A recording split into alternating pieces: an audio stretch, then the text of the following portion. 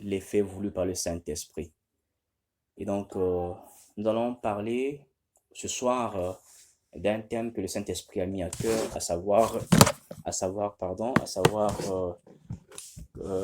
quand Dieu décide de te séparer. Voilà le thème que le Saint-Esprit nous a inspiré ce soir, même lorsque je méditais.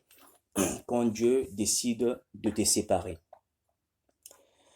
Bien-aimé dans le Seigneur, la séparation est un mot qui est courant dans notre marche au quotidien, puisque nous vivons au quotidien avec ce phénomène de séparation. La séparation existe partout où nous puissions aller, où nous avons été depuis notre enfance jusqu'à maintenant, parce qu'il y a des rencontres et parce qu'il y a aussi les séparations. Et nous savons que les séparations arrivent souvent dans la marche aussi des enfants de Dieu. Et ces séparations arrivent volontairement le plus souvent à cause du type des comportements des personnes tout autour de soi, tout autour de toi, tout autour de nous. Et quand cela se manifeste, l'homme ou la femme prend une décision volontaire de se séparer. Et donc c'est une séparation qui est volontaire, qui est régie par beaucoup de paramètres, notamment psychologiques, des paramètres de type comportementaux. Et ça, c'est un fait. C'est un fait courant, c'est un fait qui est habituel. Et cela n'a rien d'extraordinaire. Et cependant, il y a un autre type de séparation qui arrive dans la vie des enfants de Dieu. C'est lorsque Dieu décide contre ta volonté que tu te sépares des personnes. Je répète, lorsque Dieu décide contre ta volonté, contre ton vouloir, que tu te sépares de la personne ou bien des personnes. Et souvent, c'est ce type de séparation qui fait le plus mal. Ça fait le plus mal parce que c'est contre notre volonté, c'est contre ton vouloir que Dieu ordonne à ce que tu te sépares d'un groupe de personnes, que tu te sépares de certains frères et sœurs que tu aimais tant, lesquels tu étais attaché, mais dont la volonté de Dieu veut que tu te sépares. Et ça, souvent, ça nous remplit de chagrin. Ces genres de séparation nous remplit de tristesse. Ces genres de séparation nous font mal et ça nous rend pendant longtemps, nous sommes pas bien dans notre intérieur, dans notre peau, dans notre chair. Nous devenons interrogatifs, nous devenons même pensifs pendant des semaines. Mais pourquoi cela? Et si on n'est pas fort, on risque de ne même pas obéir à la voix de l'Éternel. Et comme j'ai dit, c'est ça le plus souvent qui fait mal lorsque Dieu demande que tu te sépares contre ta volonté d'un groupe de personnes. La vérité, bien-aimée, est que lorsque Dieu te retire d'un milieu, surtout quand il te retire d'un milieu contre ta volonté, c'est que Dieu veut te préparer pour que tu passes à une autre dimension de ta vie, et le plus souvent une dimension supérieure à la précédente. Quand Dieu te sépare contre ta volonté d'un groupe, des personnes, c'est que Dieu veut que tu rentres à un autre état de connaissance plus élevé des affaires du royaume de Dieu. Donc, en un mot, quand Dieu décide que tu te sépares contre ta volonté des personnes, c'est parce que Dieu veut simplement te préparer à quelque chose de grand. Mais souvent, quand cela est en train de se réaliser à l'instant même, on ne s'aperçoit pas. Et surtout si on n'a pas eu la révélation où on n'a pas eu l'interprétation de ce que Dieu a dit, soit par un songe, quitte. Si on n'a pas l'interprétation, la compréhension à l'instant même de ce que Dieu t'a dit par une prophétie, quitte. Le plus souvent, on passe le temps en train de réfléchir et les plus faibles finissent par ne pas quitter et y rester. Y rester. Alors, une question alors va se va passer dans notre tête, va rôder dans notre tête. Pourquoi donc Dieu avait-il permis à ce que je puisse ou que tu puisses être dans ce milieu bien avant lequel il te demande aujourd'hui de quitter? Pourquoi Dieu avait-il donc permis que je sois là-bas si c'est pour que aujourd'hui qu'il me demande de quitter? Frères et sœurs dans le Seigneur, Dieu a des plans qu'il fait qui dépassent la compréhension de l'homme. Le Seigneur dit que vos pensées ne sont pas ses pensées. Nos pensées ne sont pas ses pensées. Nos calculs humains ne sont pas les calculs de Dieu. Nous pensons parfois réfléchir mieux que Dieu, alors que Dieu qui connaît ton passé, qui connaît notre présent et qui connaît le futur que toi et moi nous ne connaissons pas, c'est là où il veut t'emmener, là où il veut nous emmener, parce que nous sommes dans un plan qu'il a conçu, dont lui, il est le maître. Puisque nous l'appelons, puisque nous le confessons, puisque nous l'invoquons, et en ce moment-là, il dit, je suis le Père, vous êtes des enfants, il a un plan tracé pour nous, et il dit dans sa parole, le plan qu'il a tracé pour nous, c'est un plan de bonheur et non pas de malheur. Pourquoi donc Dieu a voulu que je sois dans ce milieu-là pour qu'aujourd'hui, qu'il me demande de quitter? Pourquoi a-t-il permis cela? La première réponse qu'on peut essayer d'apporter à cette question est que dans le processus de formation que Dieu avait pour toi, qu'il avait pour moi, il avait dit et il était opportun pour toi et pour moi que nous puissions être dans le milieu précédent, dans le lieu précédent qu'il nous demande aujourd'hui de quitter. C'est une étape non négligeable de ta formation. Le passage en cet endroit était voulu par le Seigneur pour que tu aies les choses, pour que tu puisses obtenir des informations qui devaient permettre à ce que l'étape de formation qu'il avait prédestinée pour toi en 2020 se réalise. Le passage où tu étais était dans le plan de Dieu. Était dans le plan de Dieu. Et quand le temps aussi arrive pour Dieu de dire quitte le milieu où tu es, mais c'est aussi dans le plan de Dieu. Ce n'est que dans la continuité du plan de Dieu, dans la continuité du plan de formation que Dieu avait prédestiné pour toi, que Dieu avait dit pour toi. Et en ce moment, lorsque nous entrons dans le processus de formation spirituelle voulu par le Seigneur, cela est au-dessus de notre affect. Cela est au-dessus de nos sentiments. Cela est au-dessus de nos considérations humaines. Parce que Dieu ne fait pas des choses en fonction de nos considérations humaines. Si c'était le cas, eh bien, le verset qu'on va lire, on va se rendre compte que si c'était le cas, Dieu ne devait pas permettre à ce que cela se réalise dans le passage que nous allons lire par la suite. Quand Dieu a un plan pour toi, il fait les choses selon l'esprit et non pas selon la chair.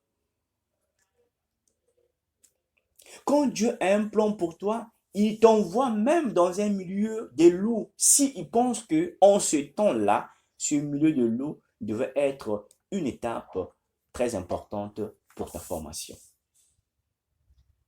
La pensée de l'Éternel n'est pas forcément notre pensée. Et Dieu savait qu'en allant dans ce milieu qui t'a demandé de quitter aujourd'hui ou qui va te demander de quitter, c'est certainement pour aiguiser ta foi, pour aiguiser ta foi et pour aiguiser ta personnalité. Dieu savait que pour aiguiser ta foi et pour aiguiser ta personnalité, il fallait que tu sois dans un milieu, dans un tel milieu, lequel tu devais vivre certaines situations parce que Dieu avait un plan pour toi. Il savait que là où il est en train de t'emmener, il faut que tu passes par cette école qui consiste à aiguiser ta foi, à aiguiser ta personnalité, à rendre solide ton intérieur, ton âme, pour que les missions qui va te confier par la suite, que tu sois prêt ou que tu sois prête à les assumer. Le deuxième élément qui fasse que Dieu ait permis que tu partes dans un milieu lequel il te demande de quitter aujourd'hui est que le milieu où tu étais avant était aussi un lieu de rencontre des personnes ou de la personne que Dieu avait prédestinée pour réaliser le dessein dans ta vie, pour réaliser son dessein dans ta vie. Dieu savait que dans le milieu où tu étais, ou dans les milieux de formation que tu étais avant, tu devais rencontrer des frères, tu devais rencontrer des sœurs. Tu ne devais pas les rencontrer au hasard comme ça, mais il avait prédestiné un lieu. Et c'était un lieu dans lequel tu devais les rencontrer pour que ce qu'il avait prédestiné par la suite puisse se réaliser. Dieu agit qu'au travers des hommes. Dieu agit au travers des personnes. Et Dieu utilise une personne pour que le plan qu'il a prédestiné dans ta vie puisse se réaliser. Maintenant, nous avons parlé, nous avons assez, on a mis le cadre. Rentrons maintenant dans la parole du Seigneur. Lisons dans Genèse. Je vous invite de prendre la Bible, de lire dans Genèse, le chapitre 12, le verset 1 à 3. Genèse, le chapitre 12, le verset 1 à 3. Moi, je vais le lire dans ma version et j'inviterai aussi un frère ou une sœur de lire dans sa version. Je vais lire dans ma version. L'Éternel dit à Abraham, va-t'en de ton pays, de ta patrie et de la maison de ton père, dans le pays que je te montrerai. Je ferai de toi une grande nation et je te bénirai.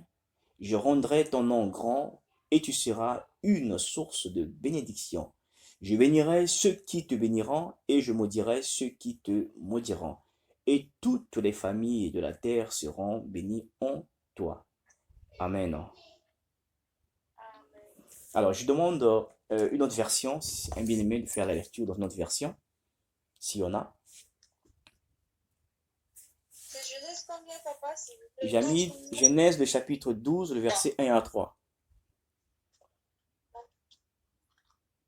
Genèse 12, verset 1 à 3. L'Éternel dit à Abraham, va-t'en de ton pays, de ta patrie et de la maison de ton père, dans le pays que je te montrerai. Je ferai de toi une grande nation et je te bénirai.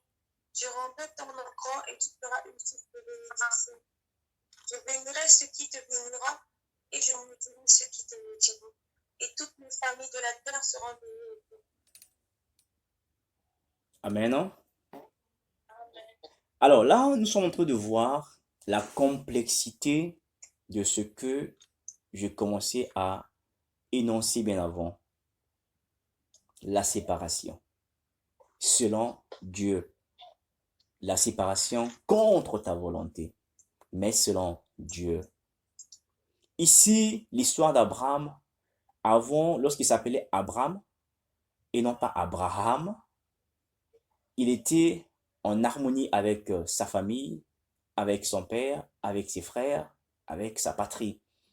Mais Dieu de l'invisible, le Dieu décide et dit à Abraham, quitte la maison de ton père. Donc sépare-toi avec ta famille, quitte ta patrie, sépare-toi avec ta patrie, va vers là où je te montrerai. Mais la conséquence, il dit bien dans le verset 3 que tu seras béni, je te bénirai, tu seras le père d'une des grandes nations, et par toi, la bénédiction viendra. Nous sommes en train de voir le processus que Dieu est en train de vouloir faire à Abraham. Il veut que Abraham rentre dans sa destinée. Il veut que Abraham puisse prendre possession de sa destinée. Mais pour que Abraham puisse prendre possession de sa destinée, il faut qu'il ait quelque chose de grand, la séparation. La séparation. Dans le processus de formation de Dieu auprès des enfants qu'il a choisis, qu'il s'est choisi lui-même, il se passe toujours des moments de séparation. Et ces moments de séparation sont voulus par lui-même l'Éternel Dieu. C'est parce que il veut bâtir quelque chose dans du nouveau. Il veut bâtir quelque chose en toi. Il veut construire un édifice spirituel en toi. Il veut que tu te sépares. Il veut que tu quittes tout ce qui était et qui devait constituer pour toi comme un obstacle. Lui qui voit le futur, il a dit quitte. Il a vu ce qui devait t'empêcher à aller de l'avant, à te mouvoir dans tes dons spirituels, dans le côté charismatique qu'il a mis en toi. Le Seigneur sait cela d'avance. Pendant que nous, les hommes, nous sommes en train de nous limiter dans les éléments qui sont physiques, qui sont palpables, qui sont naturels, mais Dieu voit ce que nous ne voyons pas. Dieu voit le surnaturel. Dieu voit ce qui est invisible. Il sait ce que les hommes pensent dans leur cœur. Il sait ce que le complot qu'ils sont en train de faire déjà au-dedans dans leur cœur contre toi. Et Dieu a anticipé, il a dit, quitte, va. La séparation est souvent voulue par Dieu parce que lorsqu'il veut construire une autre personne, la séparation est voulue par Dieu lorsqu'il veut bénir la personne, afin que les hommes ne puissent pas tirer gloire pour dire que si Dieu t'a béni, c'est à cause de moi, à cause d'eux, à cause d'elle. Dieu ne veut pas qu'ils puissent prendre cette gloire parce qu'on t'a aidé, parce qu'on a fait ceci, et que la bénédiction est arrivée, que l'on tire la gloire. Non, non, non, non. Dieu veut que la gloire lui revienne à lui tout seul. Il crée les moments de séparation. Il crée les moments de solitude, où Dieu veut que tu comprennes qu'il est l'auteur. Il est le seul auteur de la bénédiction qui va arriver dans ta vie. Parce que Dieu, quand il ordonne une chose, la chose s'accomplit toujours. Et lorsque l'Éternel nous exige une conduite à tenir, bien-aimés, nous devons aussi respecter cette conduite à tenir. C'est dans l'obéissance que se trouve la réussite des projets spirituels. La Bible déclare que l'obéissance vaut mieux que le sacrifice. Et en Kikongo, j'aime cette résonance-là, en Kikongo, qui dit « Ntumama ilutidi nkayololo ». L'obéissance vaut mieux que le sacrifice. Il y a des gens qui bloquent les bénédictions de l'Éternel à cause des turpitudes qu'ils se font eux-mêmes, à cause du manque d'obéissance. Dieu t'a donné une recommandation. Va. Mais ce qui fait aussi que les gens arrivent à ne pas faire ce que Dieu fait, c'est une dimension faible de la foi. Abraham, on a fini par dire qu'il est le père de la foi. Pourquoi? Parce que quand Dieu a dit quitte, Abraham a obéi. Mais pourquoi Abraham a obéi? Abraham a obéi à cause de la foi. À cause de sa foi, il avait une grande foi. Il a cru en ce Dieu invisible qui a dit quitte, sépare-toi de ta famille. Il n'a pas hésité un seul instant parce qu'il voyait le Dieu invisible. Lorsque Dieu a parlé à Moïse, Moïse qui était prédestiné à devenir le futur pharaon en Égypte, il était préparé pour cela, il devait prendre le trône. Quand Dieu a dit à Moïse, Moïse, quitte l'Égypte, emmène le peuple d'Israël vers la terre promise.